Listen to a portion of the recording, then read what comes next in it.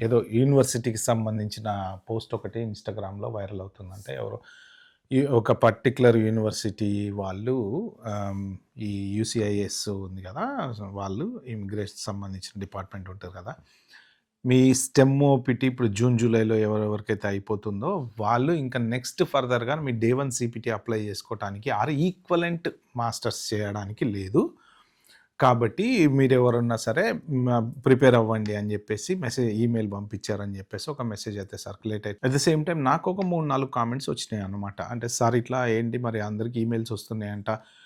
Stem OPT అయిపోయిన వాళ్ళందరూ వెనక్కెళ్ళిపోమని చెప్తున్నారంట అది ఇదని. సో, నేను ఆ పోస్ట్ అయితే చూసా. కాకపోతే అథెంటిసిటీ ఏంటనేది అంటే నాకు పర్సనల్‌గా వచ్చింది కాదు కాబట్టి వేరే వాళ్ళ పోస్ట్‌లోది నేను తీసుకొని పెట్టడం కరెక్ట్ కాదు కాబట్టి నేను పెట్టలేదు. బట్ నేనైతే దాన్ని చదివాను మొత్తం క్లియర్‌గా. ఆ పర్టిక్యులర్ పోస్ట్‌లో ఉన్నది ఏంటి అంటే ఆబ్వియస్‌లీ ఈక్వలెంట్ మాస్టర్స్ అనమాట. అంటే ఇప్పుడు ఈ డ్యూరేషన్ ఆఫ్ స్టేటస్ ఏదైతే ఉందో డి/ఎస్ అనేది మీ ఎండ్ డేట్ కదా! Main important.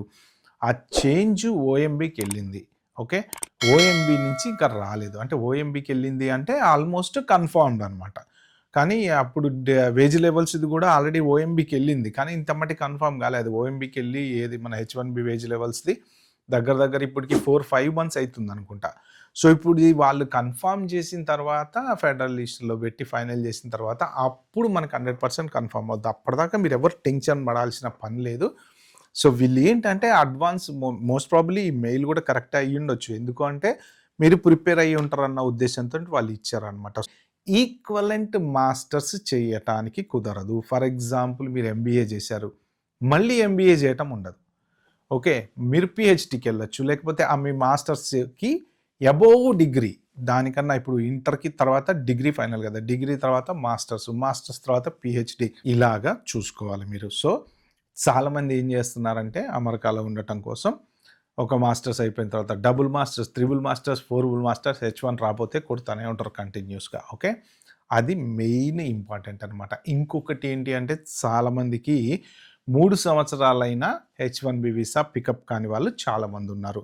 సో, కొంతమంది ఏంటంటే వాళ్ళు లక్ కోసం జస్ట్ అట్లా ఏసేసారు. పికప్ అయిపోయింది. వాళ్ళు ఫైన్ నో ప్రాబ్లమ్. కానీ వాళ్ళు 100% ఎప్పుడు ఫైన్ అయితారు?